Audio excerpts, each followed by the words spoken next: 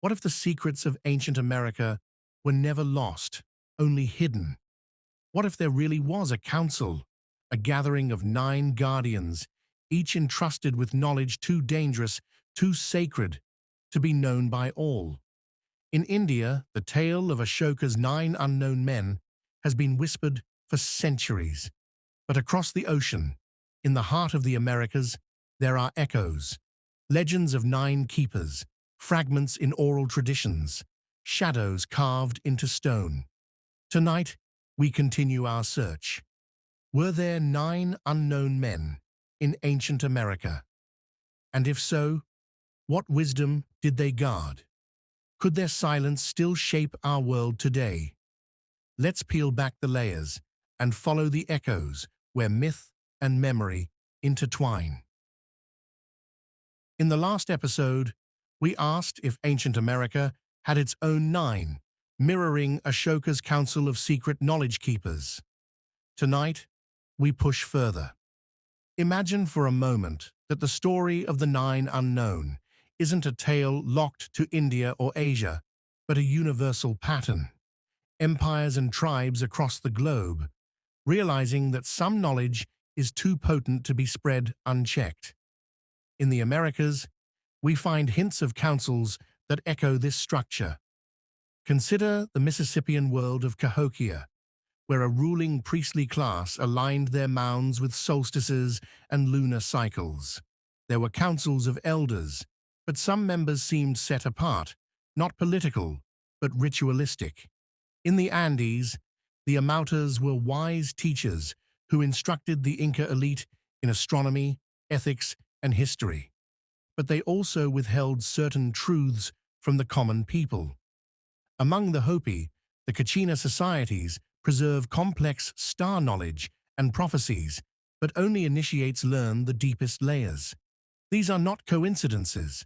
Across cultures, knowledge was partitioned, tiered, and guarded. So what if all these were fragments of something greater? A hidden lineage of 9. A chapter missing from the official history?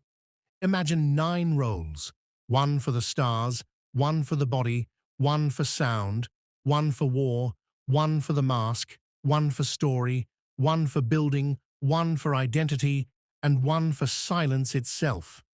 If these 9 existed, they wouldn't call themselves by that number. They wouldn't be found in a list or a written record. They would be whispers scattered in myth, like 9 notes hidden in a song. So perhaps the real question isn't whether they existed, but whether we have been trained not to see them. If a council of 9 existed in the Americas, where would they have stored their knowledge?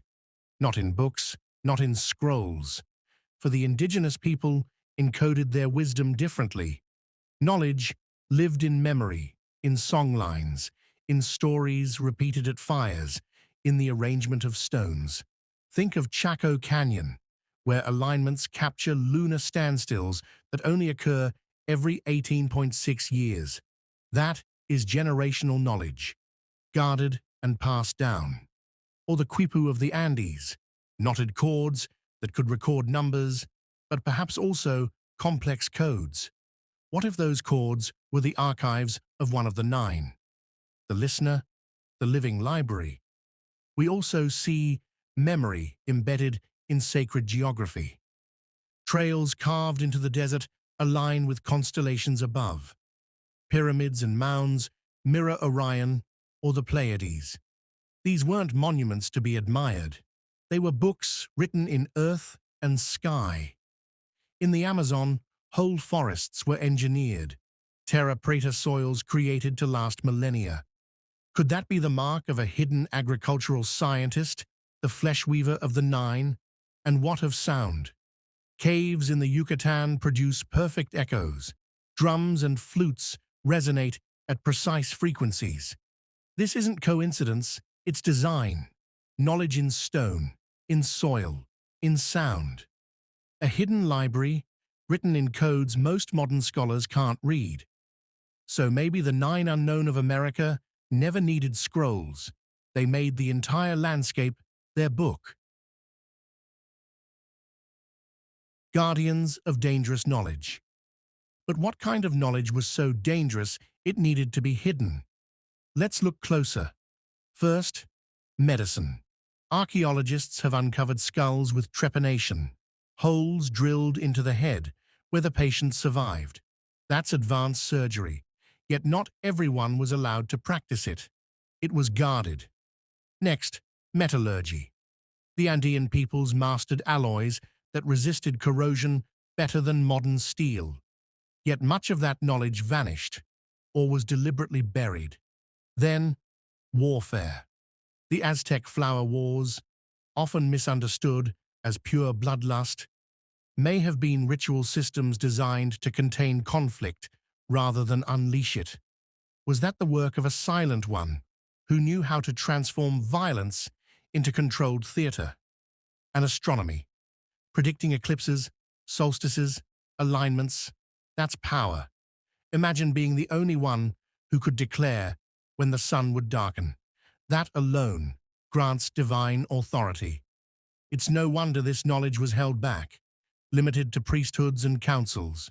If we follow the trail, each field of guarded knowledge could map onto a member of the nine: a healer, an astronomer, a metallurgist, a storyteller, an acoustic engineer, a keeper of masks, a war strategist, an archivist, and a builder of worlds.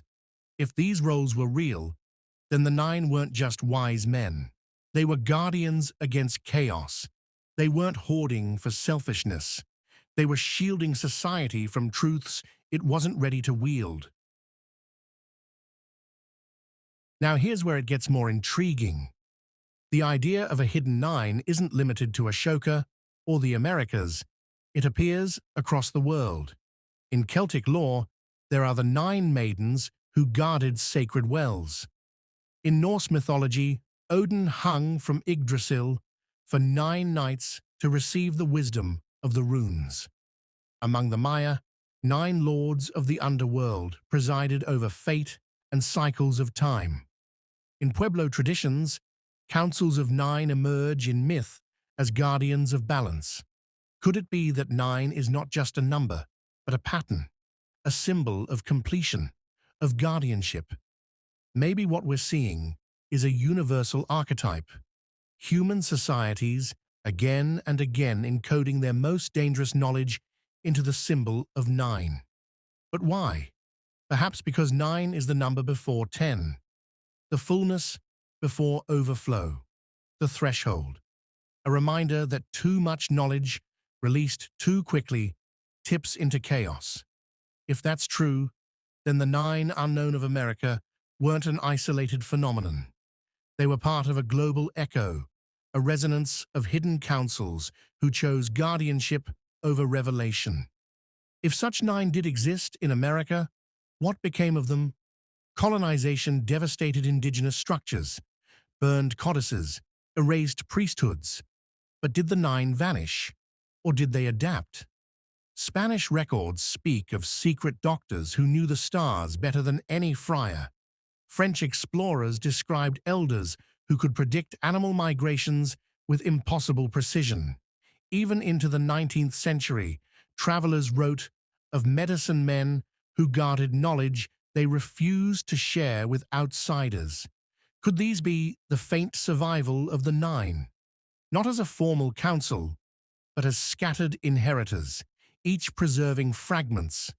Some may have gone underground, hiding knowledge within secret societies like the Midewiwin of the Great Lakes or the medicine bundles of the plains.